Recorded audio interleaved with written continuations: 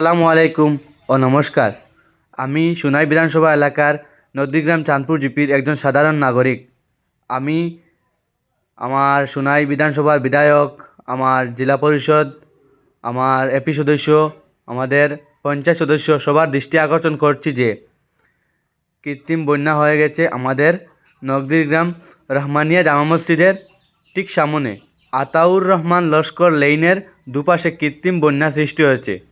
কারণ এই সুইচ গেটটি, এবং এই সুইচ গেটটির কারণে অনেক ক্ষয়ক্ষতি হয়ে গিয়েছে এবং ভবিষ্যতে আরও ক্ষয়ক্ষতি হতে পারে। কারণ বাচ্চারা যেভাবে এখানে খেলাধুলা করছে, হঠাৎ কোনো দুর্ঘটনা ঘটে গেলে কে দায়ী হবে? এই ঘটনার জন্য দায়ী হবে শুধুমাত্র এই সুইচ গেটটি। এই সুইচ গেটটি প্রায় 5 বছর ধরে কোনো মেরামত হয়নি। আমি মাননীয় বিধায়ক সাহেবকে আকুল বিনম্র অনুরোধ করছি যে তাড়াতাড়ি কোনো একটি ব্যবস্থা করে দেওয়ার জন্য, কেননা একটু পর বৃষ্টি হতে পারে আবারও।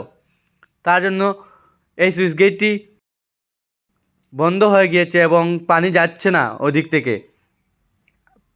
আপনারা ভিডিওটি শেয়ার করে মাননীয় বিধায়ক সাহেবকে দেখার সুযোগ করে দিন